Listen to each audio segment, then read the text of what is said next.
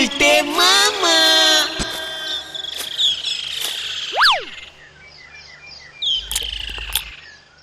হলো গুলটে মামা? ঝালমুড়ি তো শেষ হয়ে যাচ্ছে। ও গুলটে মামা, কি হয়েছে তোমার? সেই কখন থেকে এমন চিন্তা করে যাচ্ছ?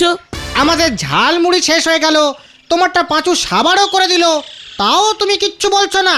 ওরে, সারা জীবন ধরে যে আমি এত আড্ডা দিলাম তার কি কোনো দাম নেই রে? ব্যাপারটা একটু ঝেড়ে কাশো তো গুলটে মামা, আর এত রহস্য করো না। রহস্য না রে, খুবই সহানুভূতিকর, ভেরি ইমোশনালিস্টিক, বুঝলি? বাঙালির আড্ডা তো এখন প্রায় বন্ধই হয়ে গেছে। আমি এই গুলটেচরণ গুহ একা দায়িত্ব নিয়ে বাঙালির এই আড্ডা কালচারটা ধরে রেখেছি। আরে সেখানেও সমস্যা। কি হয়েছে গুলটে মামা? রোজ ঘুম ভাঙলে পিসিমা কানের কাছে সেই এক কথা বলে, আড্ডা মেরে কি আর দিন চলবে? কিছু একটা কর, কিছু একটা কর। হ্যাঁ, সে আর নতুন কি, আমাদের বাড়িতেও তো এই কথাই শুনতে হয়। এত বাধা বিপত্তি কাটিয়ে আমরা আড্ডা দিচ্ছি শুধুমাত্র তোমার জন্য, আর তুমি কি না এত ভেঙে পড়ছো? হোয়াট ভাঙা? নো ভাঙা ভেন্ডি, আমি এখনো একেবারে স্ট্রেটিং, সোজা আছি। তবে ওই গোবিন্দ গুছাই তোমাকে ভাঙার চেষ্টা করছে আবার? হ্যাঁ রে, আর এবার বেশ কড়া দাওয়াই দিয়েছে পিসিমাকে। কাল বিকেলে পিসিমাকে এসে বলে গেছে, মানে কথা, আর 1 মাস সময় দিলাম, এর মধ্যে আমার পাওনা 11,03,170 টাকা যদি ফেরত না দাও তবে ভিটে মাটি শুদ্ধ আমি তোমাদের উচ্ছেদ করব। মানে কথাই বলে গেলুম হে। মনে রেখো, এই গোবিন্দ গুছাইতের কিন্তু মানে কথা এক কথা। তোমার পকেটে তো 7 টাকাও নেই, তুমি এতগুলো টাকা দেবে কোথা থেকে গুলটে মামা? ভাবছি একটা ব্যবসা করব। ব্যবসা? তুমি? ইয়েস। কেন, যেই বাঙালি আড্ডা মারতে জানে সেই বাঙালি ব্যবসা করতে পারবে না? ঠিক ঠিক, ওই ঝোলা গোবিন্দকে তো যে করেই হোক টাকাটা ফেরত দিতেই হবে গুলটে মামা। প্রতি মাসে নিয়ম করে একবার এসে পিসিমাকে থ্রেটনিং দিয়ে যায়, এত বড় সাহস! এবার একটা হেস্ত নেস্ত করতেই হবে। কিন্তু কিসের ব্যবসা করবে বলে ভেবেছো গুলটে মামা? মাথায় তো অনেক কিছুই আসছে। ভাবছিলাম জাহাজের ব্যবসা করলে কেমন হয়। জাহাজ? ইয়েস, জাহাজ ভাড়া খাটাবো। কিন্তু জাহাজ পাবে কোথায় তুমি? ওরে গলদপুরের পচা বলদ পাঁচু, পয়সা ফেললে জাহাজ জোগাড় হয়ে যাবে রে। কিন্তু আমাদের এই গলদপুরে সমুদ্র কোথায় পাবো সেটা ভেবে দেখেছিস? আরে গলদপুরের বলদ ছেলের দল, সমুদ্রের অভাবে আমার এই জাহাজের ব্যবসাটা করা যাবে না, বুঝেছিস? ভাবতে হবে, ভাবতে হবে। গলতপুরে সমুদ্র নেই তো কি হয়েছে, পুকুর তো আছে। তাতে কি হলো? পুকুর কেনা বেচার ব্যবসা করতে বলছিস নাকি তুই? না না না না, ভাবছিলাম পুকুরে তো প্রচুর কচুরিপানা হয়, সে কচুরিপানাগুলো যদি বিক্রি করা যেত। ওরে গলদপুরের হতনা বলদ ঘতন, কচুরিপানার মতো অত স্মল টাইপের ব্যবসা তোদের এই লিডার গুলটে গুহ করে না। শোন, এই গভীর দুপুরে এসব ভেবে আর কাজ নেই, বাড়ি যা তোরা। বিকেলে নড়ার চায়ের দোকানে চলে আয় তো, চা খেতে খেতে ব্যাপারটা নিয়ে ভেরি ডিপ আলোচনা করতে হবে। মনে থাকে যেন, ব্যবসা আমি করবই।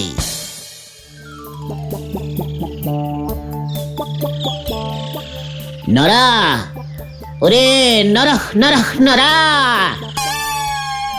আরে একি নরা, তুই এখানে এইভাবে বসে আছিস কেন? চা বন্ধ। ব্যাপারটা কি গো নারাদা? নরা, নড়ছিস না কেন? নরা নড়বে না গো গুলটে বাবু। What? কি হয়েছে কি তোর? কে তোকে এমন স্টপ করে দিল? চাও স্টপ, তুইও স্টপ। খোলসা করে বলতো ব্যাপারটা কি? এগে আমার ডবল ক্ষতি হয়ে গেছে গো। ডবল ক্ষতি? নরা, কে তোর এত বড় ডবল ক্ষতি করেছে বল শুধু একবার। ওই স্কুলের হেড স্যার নটু বাবু। হেড স্যার নটু বাবু তোরও ক্ষতি করেছে? জানতাম জানতাম, যে রেটে তোর দোকানে চা খেতে আসতো নিশ্চয়ই চা খেয়ে দাম দেয়নি। সে তো তুমিও দাও না। ইয়ে মানে তাহলে? হেড স্যার আমার ছেলের এই স্কুল থেকে সাসপেন্ড করে দিয়েছে। সে কি? সে এত রেগে গেছে যে বলে দিয়েছে আমার দোকানে আর চাও খেতে আসবে না। থাক, বাঁচা গেল। আরে বাঁচা গেল আর কোথায়, ছেলেটারও স্কুল বন্ধ হলো আর হেড স্যার একেবারে নগদি চা খেতেও গো, সেটাও গেল। কিন্তু হয়েছেটা কি সেটা তো বলো। আমার ছেলেটারে আমি বাংলা রচনা লিখে দিয়েছিলাম গৃহপালিত প্রাণী। শোন, এইসব কি লিখেছিস? উসবুক, মোরকট, সুসো বেল্লিক, গৃহপালিত প্রাণী বাঁদর।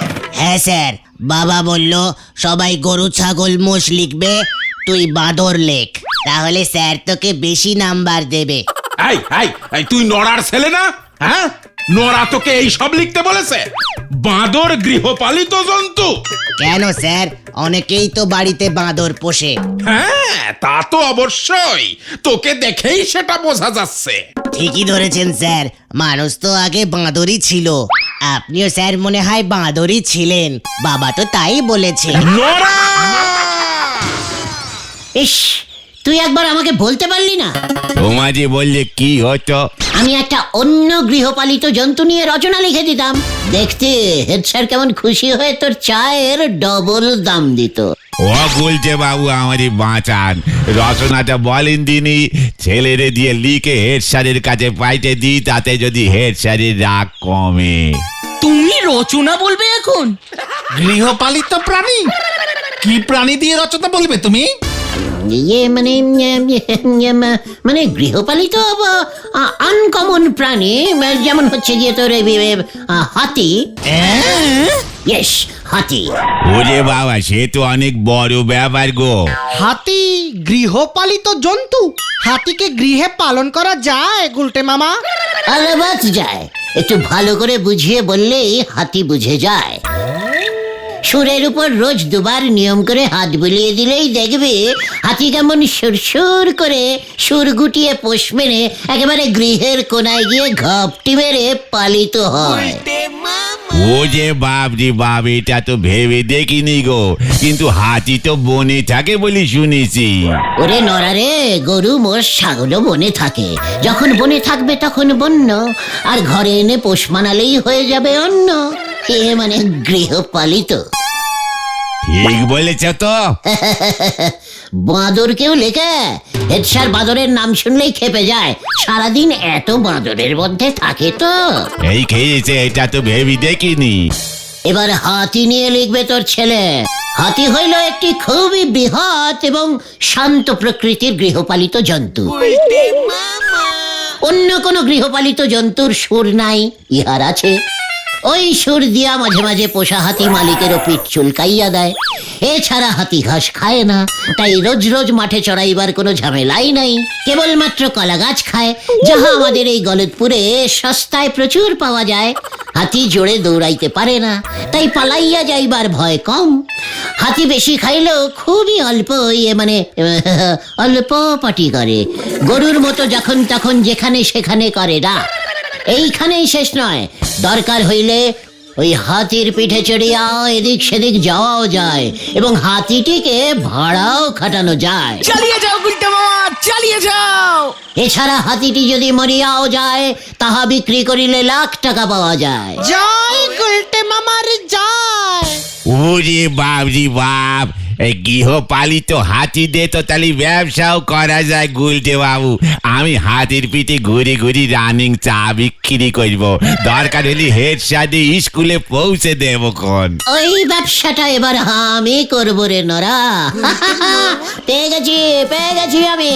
পাচুরে চলে আয়, চলে আয়।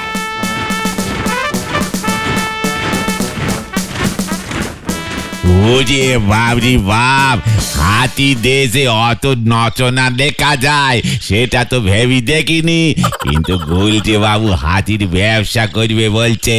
কিন্তু আমাদের এই গলতপুরে হাতিটা পাবে কোথায় সেটা তো বললনি। কি জানি, আমি বরং শর্ট করে যে রচনাটা লিখে ফেলি গে।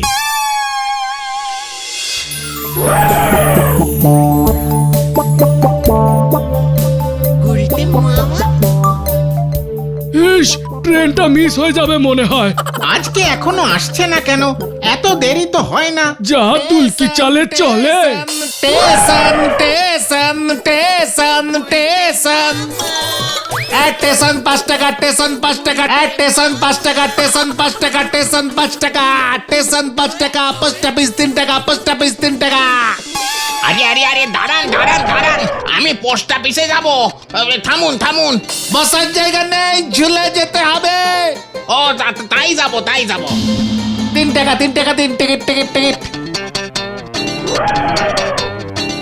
Stop stop stop, post office চলে এসছে, পোস্ট অফিস পোস্ট অফিস। স্টেশনে দেখা যায়, স্টেশনে দেখা যায়, স্টেশনে দেখাচ্ছে। হাতি এখন গ্যারেজ যাবে, গ্যারেজ গ্যারেজ, হাতি এখন গ্যারেজ যাবে। নামুন নামুন।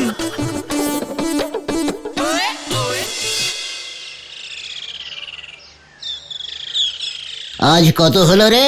75 টাকা 80 পয়সা গুলটে মামা। যা ডিমান্ড, ভাবছি ভাড়াটা বাড়িয়েই দেব। আরো 2টো হাতি নামাবো, কি বলিস?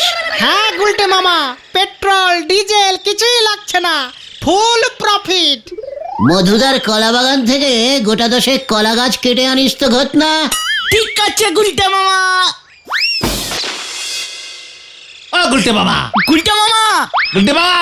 হ্যাঁ, মানে কি কি কি হয়েছে কি? এত হাঁক ডাক করছিস কেন? কি ভাবছো গো তুমি? হাতি, হাতির ব্যবসাটার কথা ভাবছি রে। কিন্তু ব্যবসা যে করবে, হাতি কই? কিনতে হবে। হাতির তো মনে হয় অনেক দাম হবে। টাকা কে দেবে? ওই গোবিন্দ গুছাই? কে রে পাচু? ওরে, বিজনেস অত সোজা ব্যাপার নয়। বিজনেসের টাকা জোগাড় করতে হয় ব্যাংক থেকে। হ্যাঁ রে, কালকেই সকাল সকাল আমাদের গলতপুরের ধনভান্ডার ব্যাংকে যেতে হবে। ম্যানেজারের সঙ্গে কথা বলতে হবে, বুঝলি? ম্যানেজার যখন শুনবে না যে আমি এমন একটা হাতির ব্যবসা করতে চলেছি, দেখবি কেমন খাতির করে। এই, আগামীকাল কিন্তু তোরা তৈরি থাকিস।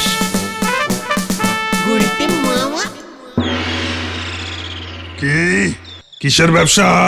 হাতি, হাতির ব্যবসা। ইয়ে মানে হাতি। গুলটে গুহ হাতি পরিবহন কোম্পানি।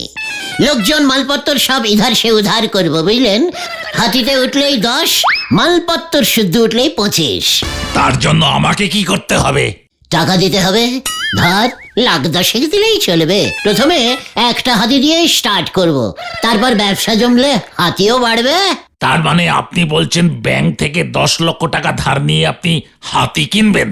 আলবাত, গুলটে গুহ হাতি পরিবহন কোম্পানি খুলবো। বেরিয়ে যান, বেরিয়ে যান বলছি, বেরিয়ে যান। দারোয়ান! এই দেখো, কি মুশকিল, হঠাৎ খোঁজে গেলেন কেন? আবার দারোয়ান কেন? আমি তো এমনিই চলে যেতে পারি। দারোয়ান! এই যে গেলাম।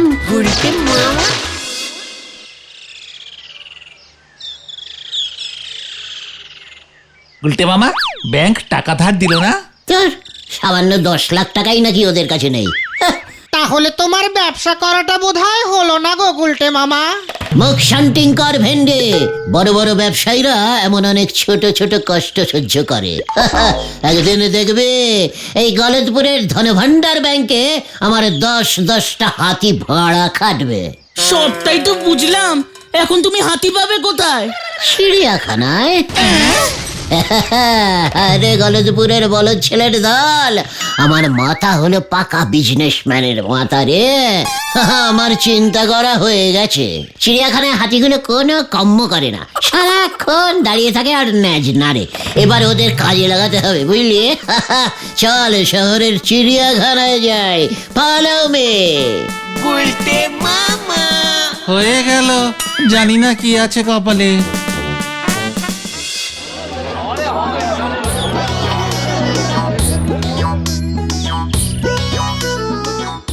আর কত দূর গো গুলটে মামা? এই তো এসে গেছি।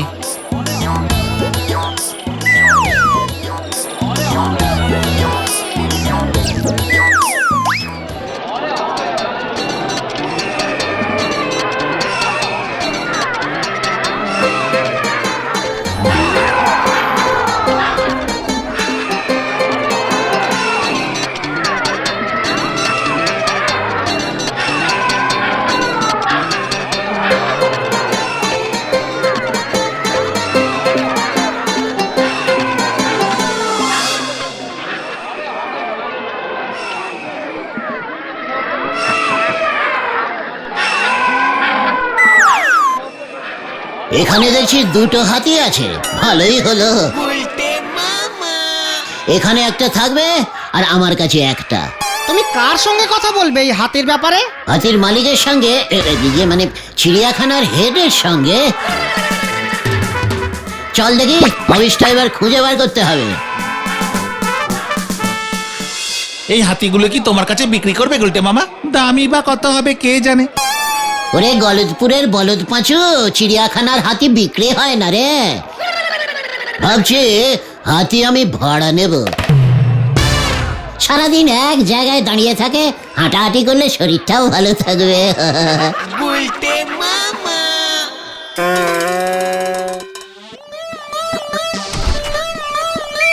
আসবো স্যার? কি চাই? হাতি। What nonsense! ননসেন্স না স্যার, ননসেন্স নয়, হাতি হাতি মানে এলিফ্যান্ট, এলিফ্যান্ট। হাতি স্যার, আপনার এখানে তো দুটো হাতি আছে, একটাকে অন্তত দিন, আমি ভাড়া খাটাবো, আপনাকেও কিছু দেবো। মানে 50-50। মস্করা করার আর জায়গা পাও না। চিড়িয়াখানায় এসেছো হাতি নিতে, তারপর সেটা ভাড়া খাটাবে। জানো না এগুলো সব সরকারি হাতি? তোমায় আমি পুলিশে দেব, উচ্চিংড়ের দল। ওই দেখো, ক্ষমতা রেগে গেল। আহা, পুলিশ টুলিশ আবার কেন?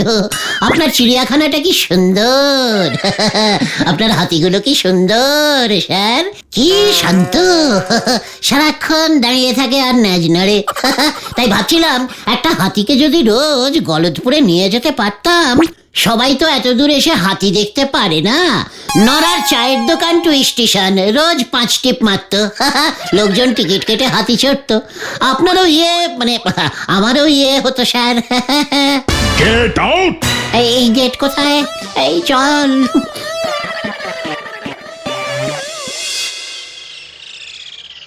আমার মাথায় রোগ চেপে গেছে রে, হাতির ব্যবসা আমি করবই।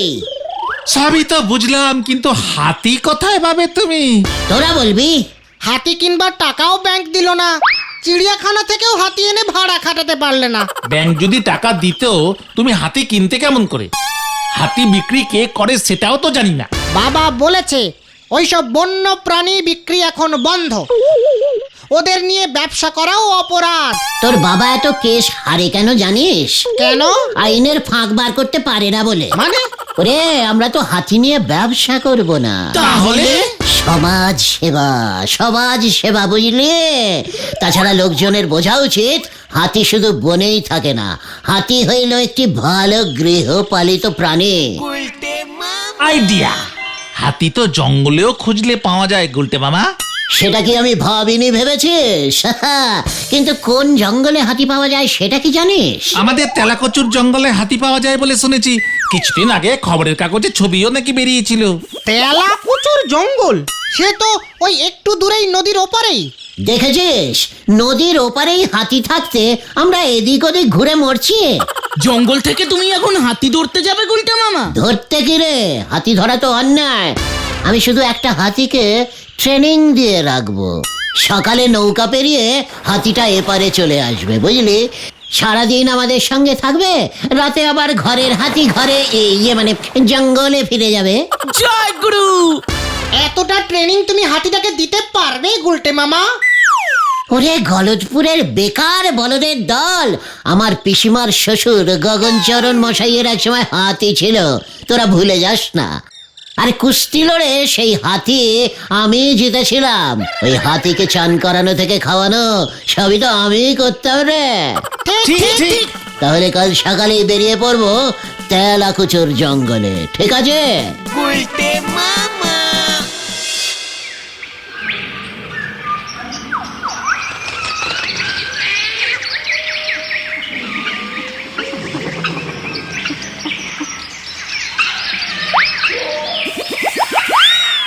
তুমি কি কিছু দেখতে পেলে গুলটে মামা? না, মনে হচ্ছে এই জঙ্গলে হাতি কেন, একটা বন্য খ্যাঁকশিয়ালও নেই।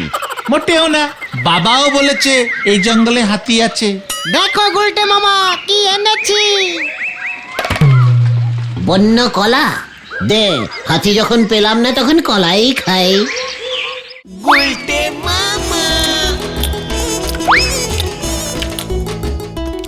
উফ, জঙ্গলের কলাগুলো দেখছি খুব মিষ্টি। ফোকটে পেলে সবকিছু এরকম মিষ্টি লাগে, বুঝলি ভেন্ডি? ভূমিকম্প ভূমিকম্প ভূমিকম্প, পালাও গুলটে মামা। ওরে বাবা রে! ওরে বাবা! ওরে বাবা রে! একি হাতি! হাতি! ধরো ওটাকে, ধরো। এই যে, আয় আয় আয়, চই চই চই চই, আয় আয় আয় আয়, চু চু চু চু চু চু। ওরে বাবা রে!